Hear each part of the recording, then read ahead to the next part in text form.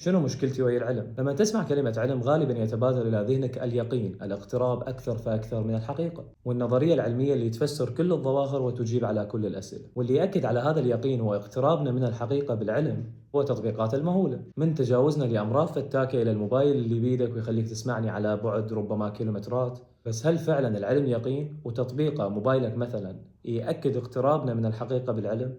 يسفني أقول لك إنه مو كل الصح. خلينا نبدأ بهدم نظرية موبايلك أول شيء. أن تعمل نظرية ما لا يعني بأنها تسند ظهرها إلى الحقيقة. هاي جملة أنا هبلتها شيء قد على مني. مثلا نماذج وقوانين بطليموس لتوقع حركة الكواكب كان يقدر يأكد لك بيها وهو ابن القرن الثاني الميلادي مكان المريخ بالقرن السابع، ويجيب لك وين راح يكون بشكل دقيق ومضبوط. رغم بطليموس مثلا يفترض اصلا بأن الارض هي مركز الكون والكواكب هي اللي تدور داير ما دايرها، واللي بوضوح هذا الامر خطأ، الا انه هو طلع حسابات دقيقة وشغالة وقوانين تشتغل وممكن حتى تستخدمها الى يومنا هذا. وهذا ما لخصته جدتي وجدتك بقولهم: وكل مدعبل جوز، على الرغم بانه كل الجوز مدعبل. وطبعا هاي جملة فلسفية عميقة جدا صراحة. يعني ببساطة هو دا علم راح يشتغل، بس اذا اشتغل مو معناها هذا علم او حقيقة. يعني رغم افتراضنا بأن الارض هي مركز الكون طلعنا قوانين تشتغل عادي. وهيك نكون ضربنا نظرية بأنه موبايلك هو دليل على اليقين العلمي. وهنا يجي سؤال مرعب ما أدري إذا فكرت به أو لا: شنو هي الحقيقة وشلون نثبت وجودها إذا كانت منعزلة عن التطبيق؟ وهنا لازم نحكي قصة العظيم لويس باستور وعلاقته بفلسفة توماس كون.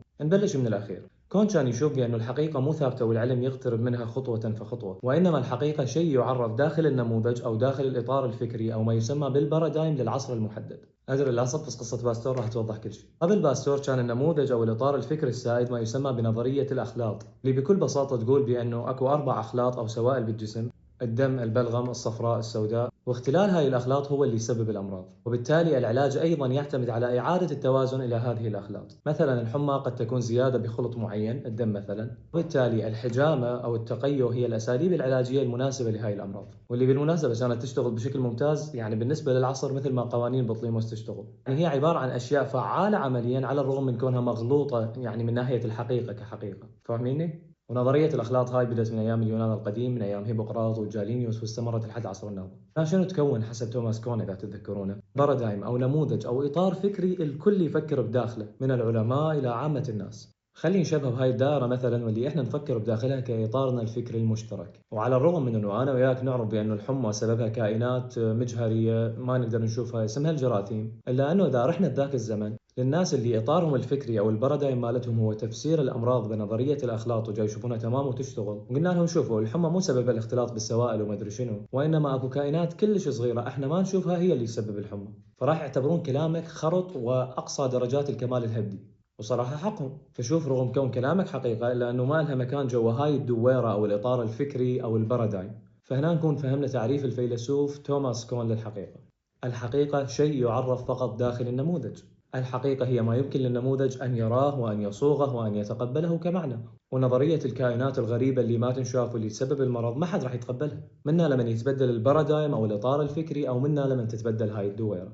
وبالتالي نلقى مكان لهاي الحقيقة جوا دويرة جديدة أو جوا إطار فكري جديد أو بارادايم جديد. لويس باستور الكيميائي الفرنسي، ولكن رغم هذا صاحب أعظم المساهمات في عالم الطب رغم كونه كيميائي، يعني كان موجود بذاك العصر. وهسه شباب بذاك العصر اخترعوا في شيء اسمه المجهر، وقدروا يشوفون بأنه اكو كائنات كلش صغيرة شافوها بالمجهر، بس أبد ما ربطوها بالأمراض. يعني كلش صغيرة، يعني شو تريد تسوي لهذا الكائن مفتول العضلات وخير من وطأ هذه الأرض؟ معقولة هالأشياء اللي ما تنشاف تلزم معضل وتشمره صفح بالبيت؟ مو منطقي، مو أكيد مو منطقي. واللي راح يخليه مو منطقي أكثر بالنسبة للناس بذاك العصر بأنه بارادايم الأخلاط مسيطر وأساليب العلاجية جاي تمشيهم والوضع تمام. وهنا برز باستور. باستور كان كيميائي يراقب بعض العمليات الكيميائية اللي تصير، مثلا تخمر الحليب، يعني عملية التخمر، وشاف بأنه هاي الكائنات الصغيرة كلش لها علاقة بهاي العملية. بس باستور ما ربط التخمر بهاي الكائنات الصغيرة، قال اوقف اوقف، هوب. يعني هاي الكائنات متناهية الصغر تقدر تسوي تغيرات عضوية كبرى نقدر نشوفها بعيننا مثل تخمر الحليب؟ وصلخها بوحدة واو. بعدين قال هوب، يكونش دي الكائنات الصغيرة هي اللي تخربط بعضوية جسم الإنسان وتسبب له الأمراض؟ اي بالمناسبة لوي كان مصري، وإذا عبرت عليك هاي فأنت محدود الدخل والثقافة. المهم هنا انطلق باستور في حربه ضد بارادايم الأخلاط القديم محاولا إحلال بارادايم الجراثيم. سجع شاعر بالفطرة. وهذا يتبعه تبديل بالأساليب العلاجية من مثلا تقليل أحد الأخلاط مثل الدم بالحجامة إلى عزل المرضى لمنع انتقال هذه الكائنات الصغيرة، ومن ثم تقوية دفاعات الجسم باللقاحات وإلى آخره. شوف بروتوكول وأساليب علاجية مختلفة تماما، لأنه البارادايم أو الإطار الفكري تشقلب تماما، وكأنه باستور لبس الكوكب كله نظارة جديدة يشوف بها العالم، أن يأتي من يهدي الكوكب نظارة أخرى أو بارادايم جديد.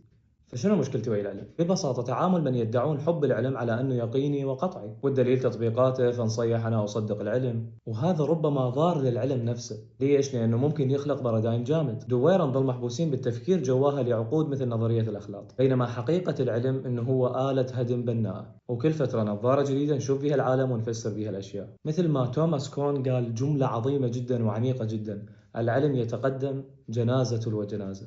إطار فكري يهدم وإطار فكري يبنى، وها هي متعة المسيرة العلمية. يا أخويا لحظة شقلبة البارادايم مثل ما سوى باستور هي لحظة ممتعة جدا وجميلة جدا في رحلتنا على هذا الكوكب، بس للأسف تعاقب الكثير من الأشياء، مثل تركيبنا النفسي كبشر ورفضنا للتغيير أحيانا، أو منظومتنا التعليمية اللي تحشرك جوا البارادايم وما تعلمك أي أسلوب من أساليب التفكير النقدي، وغيرها وغيرها من الأشياء. فرسالة الفيديو: لا تكن مع العلم كالأحمق الذي يريد أن ينفع فيضر، وكذلك استخدم فكرة البارادايم بحياتك. مرة سنة على الزواج والعلاقة صارت باردة وما بها غراميات، يمكن إطارك الفكري ضيق وماكو مكان لتعريف الحب الحقيقي جوا. لو بدلت البارادايم ربما يتحول الحب من غراميات إلى مشاركة وتقبل وتلافي أخطاء. صير مثل باستور واهدم بارادايم الزرعة بعقلك بسبب المسلسلات، مثل ما ثار وحولنا من نظرية الأخلاط إلى الجراثيم، ثور على بعض الأطر الجامدة وبدلها.